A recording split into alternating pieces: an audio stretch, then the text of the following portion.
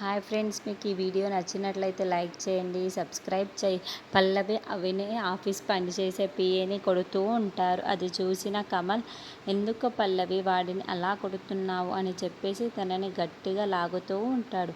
ఆ మాటలు వినగానే అక్కడున్న పల్లవి, నువ్వు నోరు మూసుకొని ఉండు, వీడేమంటున్నాడో తెలుసా? ఈ టెండర్ పోవడానికి గల కారణం నువ్వేనంట. నువ్వే ఇలా చేయడం వల్ల ఈ టెండర్ పోయింది అని మీ అన్నయ్యతో చెబుతూ ఉంటే నేను విన్నాను అని చెప్పేసి అంటూ ఉంటుంది. ఆ మాటలు వినగానే అక్కడున్న కమల్ వాళ్ళ మామయ్య ఒక్కసారిగా షాక్ అయిపోతూ ఉంటారు. ఏంటి కమల్ ఈ టెండర్ పోవడానికి కారణం అవుతాడా అని చెప్పేసి అడుగుతూ ఉంటుంది. ఆ మాటలు వినగానే అక్కడున్న పిఏ అయితే, అమ్మ నాకేమీ తెలియదమ్మా అని చెప్పేసి అక్కడి నుంచి వెళ్ళిపోతూ ఉంటాడు.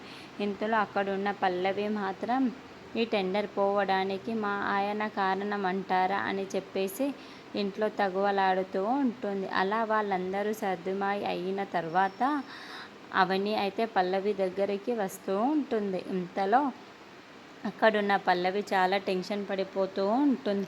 ఏంటి అక్క ఇలా వస్తుంది అని చెప్పేసి అనుకుంటూ ఉంటుంది. ఇంతలో అక్కడికి అవని వచ్చి, బాగానే నాటకాలు ఆడుతున్నావే అని చెప్పేసి అంటూ ఉంటుంది. ఆ మాటలు వినగానే అక్కడున్న పల్లవి అయితే, ఓహో నీకు మొత్తం తెలిసిపోయిందా? అయితే తెలిసిపోయిన తర్వాత మరి ఇంకెందుకు నేను నాటకం ఆడి వేస్ట్ కదా. అవును, నేను ఎలాగైనా శ్రీకర్కి శ్రేయకి పెళ్ళి జరిపించదలుచుకోలేదు. వాళ్ళిద్దరికీ ఎలాగైనా పెళ్ళి జరపకూడదు అని నేను ఆపుతాను.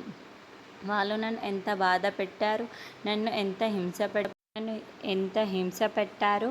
ఆ మాత్రానికి వాళ్ళని ఎలా వదిలేస్తాను? నేను వదిలేదే లేదు. వాళ్ళకి ఎలాగైనా పెళ్ళి జరిపించకుండా నేను చూస్తాను అని చెప్పేసి అంటుంది.